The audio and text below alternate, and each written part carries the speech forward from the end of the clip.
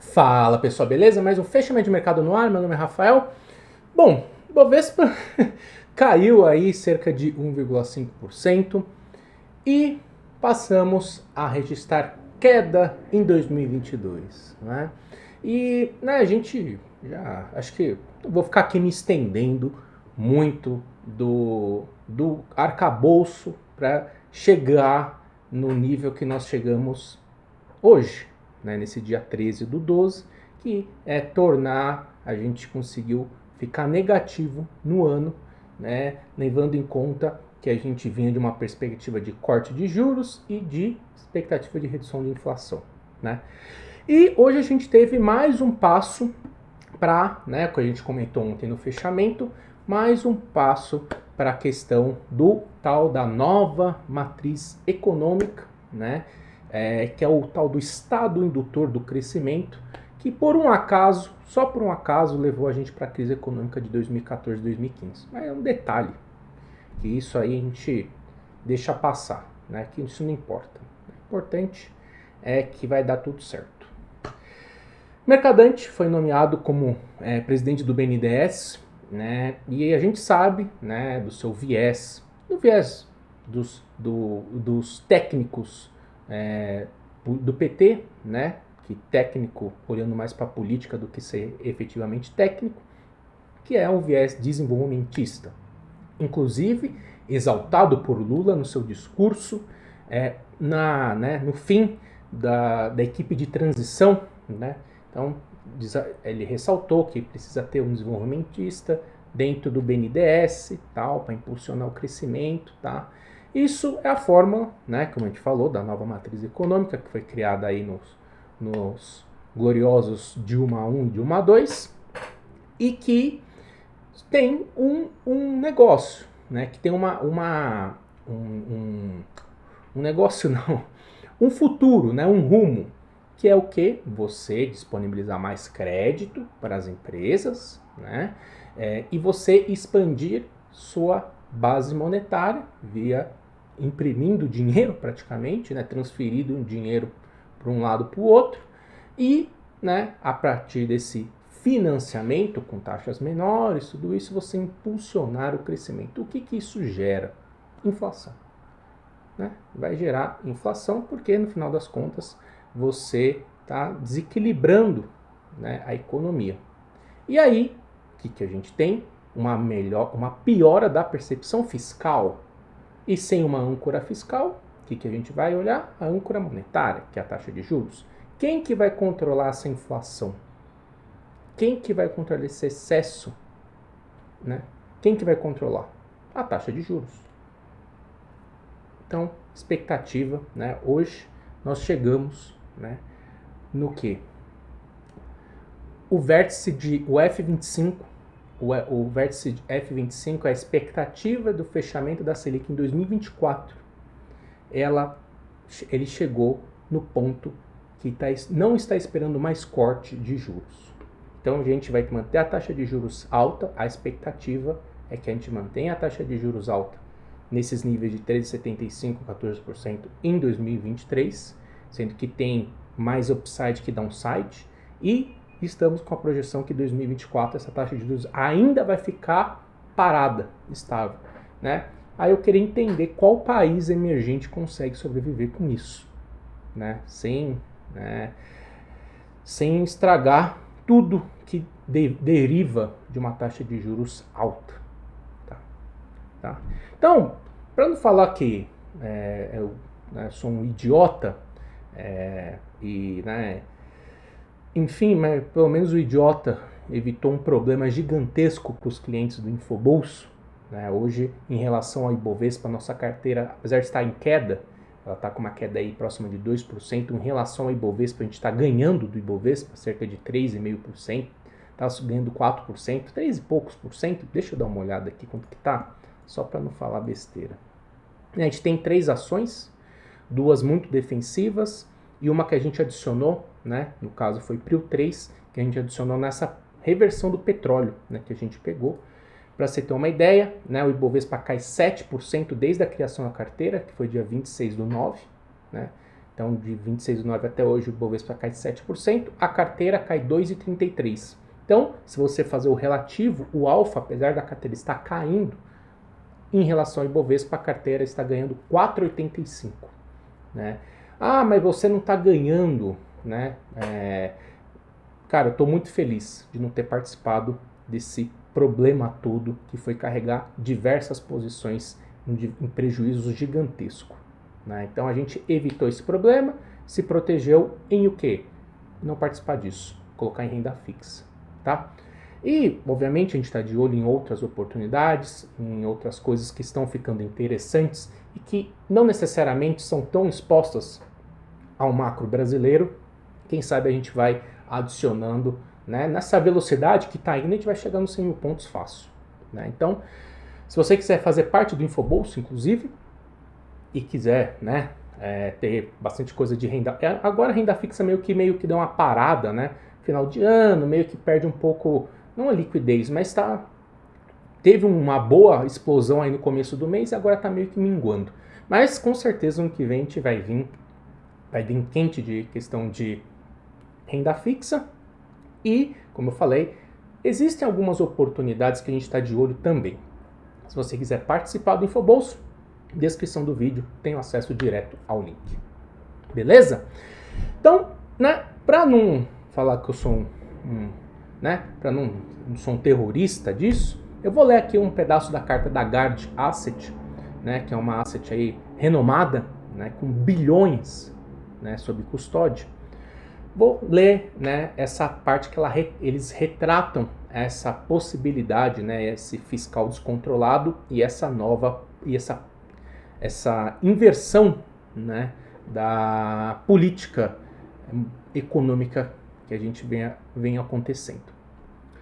Além da tentativa de reviver uma agenda econômica que se provou desastrosa, principalmente no governo da ex-presidente Dilma, a situação fiscal do país não comporta uma política fiscal expansionista. No entanto, a preferência que tem sido revelada nas discussões do governo de transição, né, e do novo governo simplesmente ignora as restrições orçamentárias.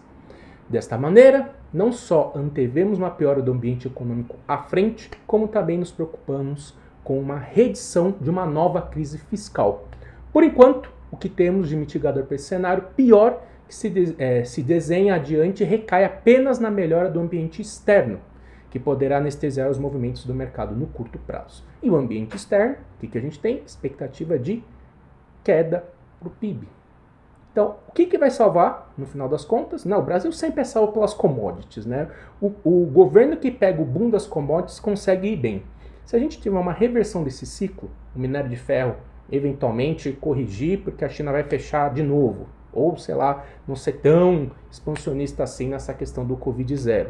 E o petróleo seguir meio que parado, sem voltar ali para os $100 o barril, fica difícil imaginar, né, qual que vai ser a fonte de receita.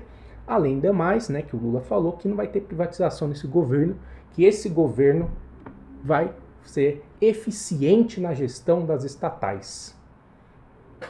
Disse o partido que fez a Petrobras valer $1. Então, diante de tudo isso, né, o Ibovespa fechou aí bem próximo da mínima, zeramos o ano. E, né, o dia podia ter sido melhor, podia ter sido pior. Acho que independente, né, os Estados Unidos fecharam em alta, chegou a subir chegou a bater 3% de alta, mas subiram cerca de 1%. Os investidores se animaram com o CPI, a inflação ao consumidor, abaixo do esperado, mas a definição com relação à projeção de inflação e de juros vai ser amanhã na decisão do FED. E a gente vai falar um pouquinho sobre essa questão da inflação norte-americana, o que vale a atenção e por que o mercado devolveu tanto, né, no final do dia. Beleza? Então, vamos lá? Vamos começar com o mercado norte-americano e vamos avançando. Bom, seguinte, o que a gente tem aqui, né? Esse aqui é o S&P, como eu falei para vocês, né? O negócio chegou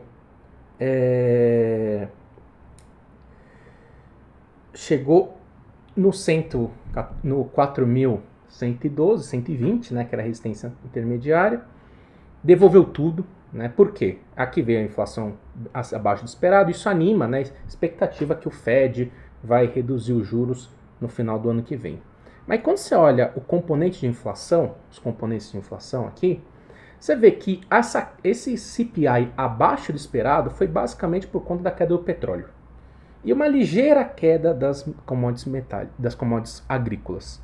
A parte de serviços, que impacta diretamente, né, como foi o PPI que a gente viu na sexta-feira, impacta diretamente também, né, que ela lê muito mais a parte do relatório de emprego, lê muito melhor o mercado de trabalho, essa segue em alta, né, segue subindo. Então, qual que deve ser o recado do Fed amanhã? E por isso que o mercado devolveu tudo. O Fed ele não deve trazer né, daí o mercado devolveu tudo. O Fed provavelmente não deve trazer um discurso, né, se eles não forem imediatistas, e acredito que tomara que não sejam, um discurso de corte de juros para o final de 2023. A inflação ainda está muito alta, né? Então, vai beirar irresponsabilidade se eles fizerem isso amanhã.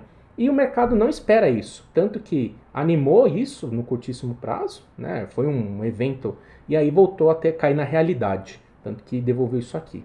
Mas, pelo sim, pelo não, né? Apesar dessa longa sombra superior, fechou, né? Confirmou esse candle de reversão. Então, amanhã, às 4 horas, vai ser definitivo para a gente entender se o mercado vai conseguir se confirmar esse sinal de reversão, né? Fechar a semana com candle de reversão e sustentar o 3.900, ou se eventualmente essa curva de juros ela vai fechar, né? Ela vai abrir, na verdade, porque ela deu uma boa fechada hoje de novo, e a gente vai entender se o mercado vai conseguir se sustentar nesse 3.900. Né? Então, vamos ver como é que vai ser o comportamento. Se o mercado vai se sustentar nesse 3.900 ou perder, e se sustentar, vai conseguir fechar acima dos 4.000, e aí a gente abre o final de ano para tentar romper o 4.120. Então, acredito que o comunicado do Fed vai ser em linha no que eu disse, que o Fed precisa ainda combater a inflação, então as expectativas, as projeções devem ser nesse caminho. E quem pode trazer um sinal contrário disso, trazer mais esse viés positivo, que nem hoje de curtíssimo prazo, pode ser o discurso do presidente do Fed, o Jeremy Powell, a partir das 4h30. Então, amanhã, 4 horas, 4h30, será bem importante para a definição no mercado em geral. Tá? Por aqui, caindo, né? Como eu falei, a gente caiu 1,5, 1,6. No ano, a gente está em queda de 1,16. Né? A gente saiu aí de uma projeção, como eu falei para vocês. E, né, o que chama a atenção, como eu falei, a curva de juros agora, né? Não está projetando queda de juros para 2024. Tá? Então, esse ambiente aqui, em termos de custo e oportunidade de renda fixa, renda variável, termos de risco para a composição cálculo, né, de upside das ações, isso aqui reduz muito, né, o potencial de valorização das ações. E a gente já vem falando muito sobre essa questão da curva de juros do Ibovespa há muito tempo aqui dentro do fechamento do mercado, desde os primórdios, desde da época da Clear, desde tudo, e sempre foi uma ferramenta muito importante e fundamental para tocar a carteira. E a gente, infelizmente, a gente voltou a essa curva andar. E assim, a gente está no cenário base, né? A gente está no cenário base. Então é difícil imaginar que o Ibovespa vai reverter essa tendência de baixa de curtíssimo prazo, que foi iniciada ontem, quando perdeu 108 mil pontos. A chance é que maior é perder essa faixa mesmo, né? Seguir esse movimento de queda e voltarmos, né? Eu pensei que não ia voltar de uma vez só, né? Pensei que ia, né, trazer pelo menos, né, fazer um movimento, parar um pouco. Não, aparentemente a gente deve iniciar 2023 muito próximo da faixa dos 100 mil pontos. Mais uma vez, né? A gente vai iniciar o ano que nem a gente iniciou, né, ano passado. A gente vai iniciar o ano muito próximo do que a gente iniciou esse ano, né? Muito próximo aí dessa faixa dos 100 mil pontos, né? A gente chegou nesses níveis aqui. Então, estamos neste caminho tendência de baixa de curtíssimo prazo firme e forte, sem sinal de reversão, sem nada. Obviamente tem papéis interessantes, papéis que estão descontados, poxa, podem ter, com certeza possuem algumas oportunidades que podem estar na mesa, mas precisa de algum sinal mais importante de reversão. E agora é o momento, né, de o radar estar bem apurado e ter caixa, né? Eu aqui lá no a gente com o Infobolso e eu pessoalmente, né, tem bastante caixa. Na carteira do Infobolso a gente tem 80% de caixa. E pessoalmente eu voltei para a composição: 80% renda fixa, 20% de renda variável, sendo esse 20% entre ETF de S&P e fundo cambial. Essa é a minha renda variável, mais concentrada em câmbio do que em qualquer outra coisa, né? E aí tem um pouquinho das ações aí que a gente acabou de adicionar na carteira do Infobolso. É isso, né? Mercado é esse o cenário e a expectativa é voltar para os 100 mil pontos. Se tiver algum sinal de reversão, que nem esse aqui, ó, né? Sei lá, fazer isso aqui, confirmar esse sinal de reversão, a curva de juros, fazer isso aqui, enfim, aí a gente pode ter algum tipo de reversão de cenário, tá? E amanhã, como eu falei para vocês, vai ser muito importante o FED. Beleza? Então é isso. Um grande abraço e até mais.